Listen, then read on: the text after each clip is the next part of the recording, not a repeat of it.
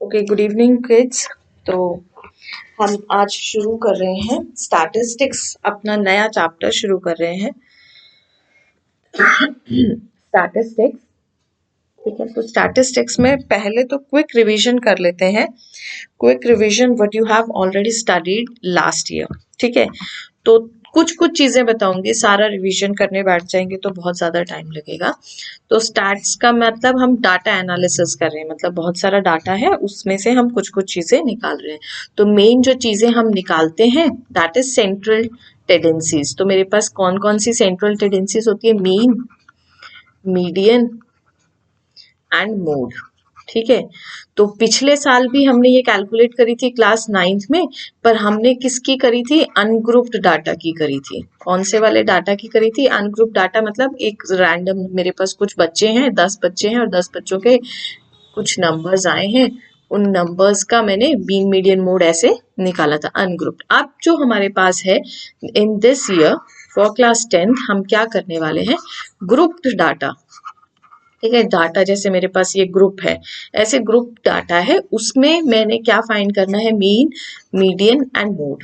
ठीक है, so mean find करने के हमारे पास 3 तरीके होते हैं। ठीक है, एक तो नॉर्मल तरीका जो होता है कि जो भी मेरे पास आया है, simple summation of X I F I by excise summation. ठीक है, ये नॉर्मल तरीका है जिसमें कि हम सभी को मल्टीप्लाई करते हैं और फिर ऐड करते हैं, फिर डिवाइड करते हैं। इसके बाद मेरे पास जो दूसरा तरीका आता है दैट इज एज्यूम्ड मीन। ठीक है, एक मीन में मान लेती हूँ और उस मीन में या तो प्लस होगा एग्जैक्ट वैल्यू के लिए, या तो वही मीन आ जाती है, या फिर प्लस या माइनस करके मैं मीन कैलकुलेट करती हूँ। तीसरा जो मेरे पास तरीका है दैट इज स्टेप डेविएशन। ठीक है, सो स्टेप डेविएशन मेथड वैसे तो ठीक है, बट थोड़ा कैलकुलेशन इसमें ज्यादा होता है। ठीक है, तो स्टेप डेविएशन मेथड जो कि इस बार हमारे सिलेबस में नहीं है, so we are not going to deal with these. ठीक है, वैसे तो देखो मीन कैलकुलेट करना आता है, क्वेश्चन पेपर में जो क्वेश्चन आता है कि फाइंड द मीन, अब ये नहीं बोलता है आपको, generally it is not specified. देखो बहुत ही रेयर केस होता है कि स्पेसिफाई करता है कि एज्यूम मीन मेथड से फाइंड करो या स्टेप डिवीजन मेथड से फाइंड करो, तो बोलता नहीं है किस मेथड से करो। तो you can use either this method और दिस मेथड। ये मेथड क्योंकि थोड़ा डिफिकल्ट है, थोड़ा अलग से पढ़ना पड़ता है, तो इस बार ये सिलेबस में है नहीं और हम नहीं पढ़ने वाले। क्लियर? तो मेरे को मीन फाइंड करना है और मीन फाइंड करने के मेरे पास 2 तरीके हैं। ठीक है, तो फर्स्ट एक्सरसाइज जो है इसकी एक्सरसाइज 14.1, उसमें हमने सिर्फ मीन कैलकुलेट करना है। सेकेंड एक्सरसाइज में हमने मोड कैलकुलेट कर मीडियन कैलकुलेट करना है, और थर्ड एक्सरसाइज में मोड कैलकुलेट करेंगे, और उसके बाद जो नेक्स्ट एक्सरसाइज है उसमें मोर देन, लेस देन और एक ऑजाइव आता है, जो कि ऑजाइव भी आपके सिलेबस से इस बार हट गया है। ठीक है, तो ग्राफ ड्रॉ करने का स्टैटिस्टिक्स में अब हमें कोई जरूरत नहीं है, सिर्फ more than and less than का कॉन्सेप्ट है जो मैं बता दूंगी। ठीक है, अब इसके अलावा जब मैं ग्रुप्ड डाटा की बात करती हूँ तो क्या क्या चीजें पढ़नी है वो समझ में आ गया। अब देखो, अब ग्रुप डाटा की जब मैं बात करती हूँ तो कुछ चीजें आई एम एक्सपेक्टिंग यू कि तुम लोगों को ये चीजें याद होनी चाहिए। ठीक है, अगर नहीं याद है तो अभी ब्रश मार लेते हैं ताकि जो भी भूला हुआ है वो सब याद आ जाए। तो पहली चीज जो होती है, व्हाट इज क्लास मार्क। ठीक है, अब किसी को याद है तो बता दो भाई क्लास मार्क क्या होता है। तो क्लास मार्क का एक फॉर्मूला है जो हमने पढ़ा होगा, 1 मार्क्स में पूछ भी लिया जाता है। Lower limit plus upper limit plus upper limit divided by 2। ठीक है, lower limit plus upper limit divided by 2। ठीक है, इसके बाद एक चीज और होती है, इन दोनों के बीच में कितना डिफरेंस है। ठीक है, तो उसको क्या बोलते हैं हम लोग? एच बोलते हैं, generally we denote it with H. ठीक है, तो उसको क्या बोलते हैं? हम एच बोलते हैं। ठीक है, तो अब ये चीजें आपको याद होनी चाहिए। लोअर लिमिट का मतलब ये जो पहले वाला है, और अपर लिमिट का मतलब ये जो बाद वाला है। लोअर लिमिट, अपर limit, lower limit, upper limit. ठीक है, अब देखो ये जो है ये डाटा कॉन्टिन्यूअस डाटा है, 0 to 2, फिर 2 से शुरू हो रहा है। अब आपको किसी किसी टेबल में इस चीज का भी ध्यान रखना है कि ये 0 to 2 और ये 3 ना हो। ठीक है, तो अगर 3 होगा तो उसके लिए फिर हमें उसको कॉन्टिन्यूअस डाटा बनाना पड़ेगा। क्लास 9th में हमने ऐसे 1-2 क्वेश्चंस किए हैं कि आगे वाले में प्लस हाफ करते हैं और पीछे वाले में माइनस हाफ करते हैं, ऐसे करके। ठीक है, तो ये कुछ चीजें हैं जो आपको ऑलरेडी याद होनी चाहिए। अगर इतना समझ में आ गया है तो then we will move ahead with the question. ठीक है, तो अगर इतना समझ आ गया है तो हम सीधा ही क्वेश्चन की तरफ चलते हैं। तो क्वेश्चन सॉल्व करेंगे और क्वेश्चन सॉल्व करने के लिए चलो हाँ, तो क्वेश्चन सॉल्व करते हैं। देखो अब क्वेश्चन जो पहला क्वेश्चन है वो मैं नॉर्मल तरीके से सॉल्व करके दिखाऊंगी। सेकंड क्वेश्चन हम एज्यूम्ड मीन तरीके से करेंगे। ठीक है, तो हर एक टाइप का एक एक क्वेश्चन कर लेंगे सो दैट अगर कोई भी डाउट रह जाए तो उस हैंड टू हैंड साथ के साथ ही क्लियर हो जाए। ठीक है, तो पहला क्वेश्चन क्या कहता है, the survey was conducted by A group of students as a part of their environment awareness program in which they collected the following data regarding the number of plants in a house in a locality. ठीक है, find the mean of the number of plants per house. ठीक है, तो इसका मुझे क्या calculate करना है, मीन कैलकुलेट करना है प्लांट्स पर हाउस। ठीक है, तो अब इसमें मुझे क्या दिया हुआ है, ये तो मुझे दिया हुआ है नंबर ऑफ प्लांट्स और ये दिया है मुझे नंबर ऑफ हाउसेस। ठीक है, तो पहले तो मैं इस टेबल को बना लेती हूँ अपने अकॉर्डिंग कि मुझे क्या क्या चाहिए। ठीक है, तो सबसे पहले तो मुझे क्या दे रखा है भाई, नंबर ऑफ प्लांट्स। ठीक है, तो नंबर ऑफ प्लांट्स मैंने लिख लिया, फिर उसके बाद ये हो गया नंबर ऑफ हाउसेस। ठीक है, नंबर ऑफ हाउसेस जो टेबल में दिया हुआ है वही लिख रही हूँ। ठीक है, 0 to 2, फिर लाइन खींच लेते हैं, 2 to 4, then 4 to 6, then 6 to 8, 8 to 10। चलो तब तक मुझे ये बता दो कि क्लासेस के बीच में कितने का डिफरेंस है। हाँ, कितने का डिफरेंस है जल्दी से बताओ। Then 12 to 14।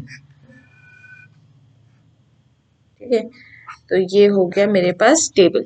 अब इसमें कितने हैं, 1 2 1 5 6 2 3, डन। अब क्या करना है मुझे, क्लास मार्क कैलकुलेट करना है। What I need to calculate is class mark. अब क्लास मार्क में कहाँ से कैलकुलेट करूंगी, इन दोनों का। क्लास मार्क का फॉर्मूला क्या बताया था, upper limit lower limit plus upper limit divided by 2 which is equal to 1। तो पहले वाले के में 1 आ गया, फिर 2 + 4/2 विच इज इक्वल टू 6/2 3। ठीक है, तो समझ आ रहा है ना, तो मैं यहीं पर लिख रही हूँ, मैं अपना क्लास मार्क जो है, देखो आपको टेबल एग्जाम में थोड़ी अच्छे से बनानी पड़ेगी, मैं समझाने के लिए, क्योंकि मुझे दिखाना है कि मल्टीप्लिकेशन होता है, तो मैं यहीं पर लिख रही हूँ। और ये मेरा क्या है, क्लास मार्क है, जिसको मैं किससे रिप्रेजेंट करती हूँ, xi से रिप्रेजेंट करती हूँ। किससे रिप्रेजेंट करती हूँ इसको मैं, xi से रिप्रेजेंट करती हूँ, and this is my class mark. So ये 1, ये मेरे पास 3, फिर 2 के डिफरेंस पे लिख रही हूँ, डायरेक्ट प्लस करने से तुमको पता चल रहा होगा क्या आएगा। सो 9 11 एंड 30। ठीक है, अब नेक्स्ट चीज क्या है, ये मेरा fi है और ये मेरा xi है, तो नेक्स्ट चीज जो मुझे चाहिए that is xi into fi। ठीक है, नेक्स्ट चीज क्या चाहिए मुझे, इन दोनों का मल्टीप्लीकेशन चाहिए। ठीक है, तो मल्टीप्लीकेशन कर लेते हैं भाई, इनका आसान है मल्टीप्लीकेशन, तो देखो जल्दी जल्दी तुम्हें बता दो मेरे को। ठीक है, so 1 into 1 is 1, 3 2s are 6, 5 1s are 5, 7 5s are 35, 9 6s are 54, 11 2s are 13, 3s are 39। ठीक है, अब क्या करना है मुझे, आ गया। अब मुझे क्या करना है, अब देखो मीन का मेरे पास फॉर्मूला क्या होता है, मीन का फॉर्मूला मैंने वहां पे लिखा था, summation fi xi by summation xi। ठीक है, सॉरी fi। ठीक है, ठीक है, समेशन ऑफ fi।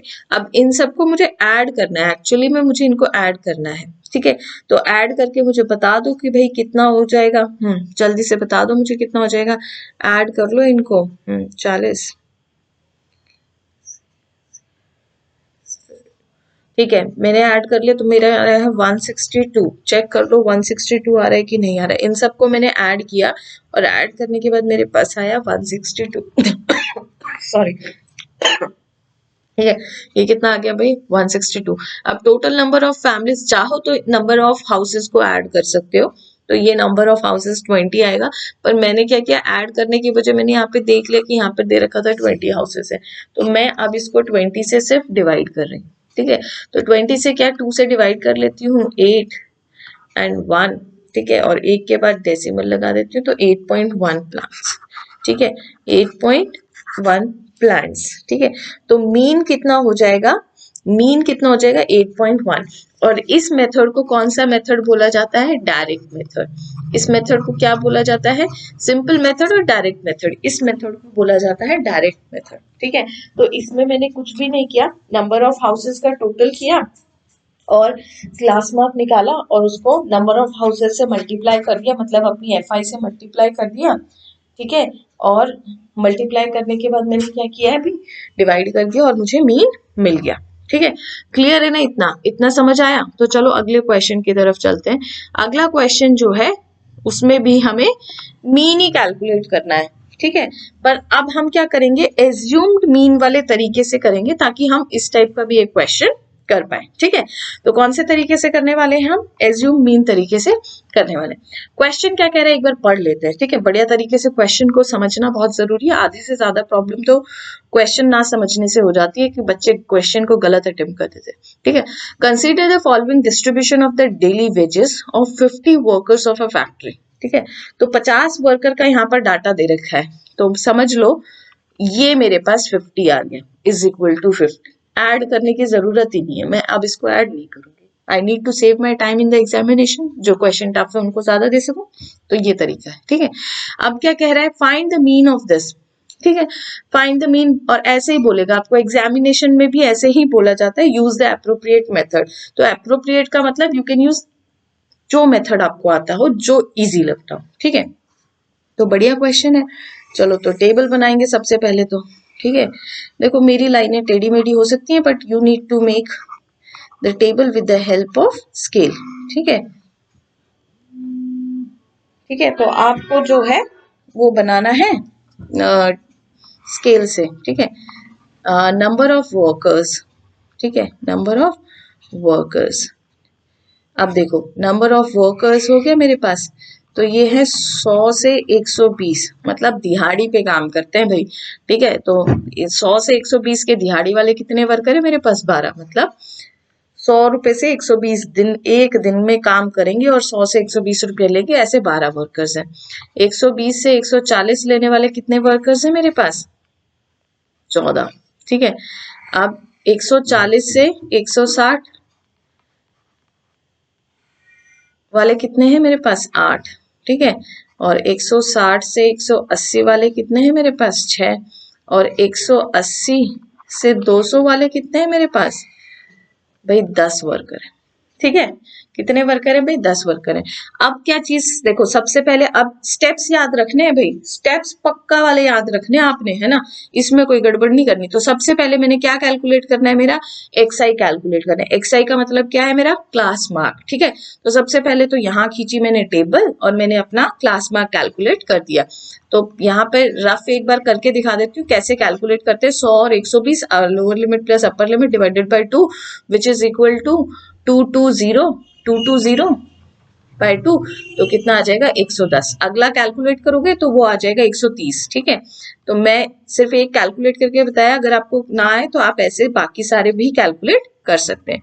तो ये हो जाएगा 150 और ये हो जाएगा 170 और ये हो जाएगा 190, ठीक है।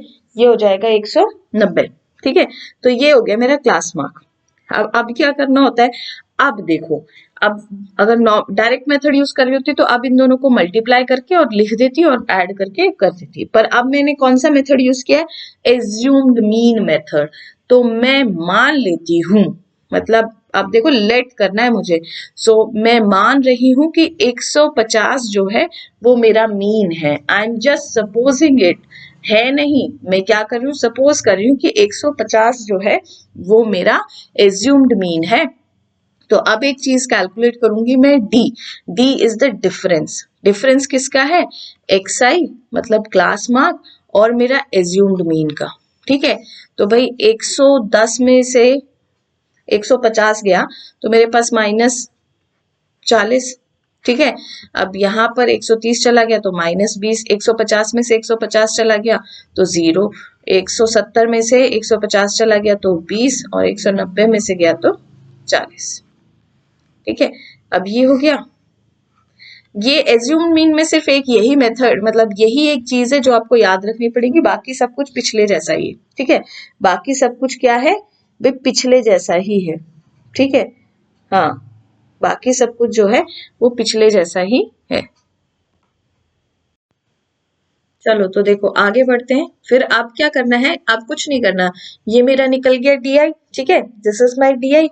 अब इस डी आई को इस एफ आई के साथ मल्टीप्लाई करना है। पहले क्या करते थे हम, एक्स आई को करते थे, अब एक्स आई को नहीं करना है। अब हमने एक्स आई, देखो एक्स आई माइनस एज्यूम मीन करा है, तो जो नई चीज निकाली उसके साथ मल्टीप्लाई करेंगे तो कैलकुलेशंस भी थोड़ा इजी हो जाएगा। देखो छोटे छोटे नंबर्स आ गए, तो 12 फोर सा मेरे पास कितना होता है भाई, जल्दी से कोई बता दो मुझे, 12 फोर सा कितना होता है, 448। ठीक है, तो अब ये एक जीरो पीछे लग गया और ये माइनस लगा दिया मैंने। ठीक है, अब 14 टू जा मेरे पास कितना होता है,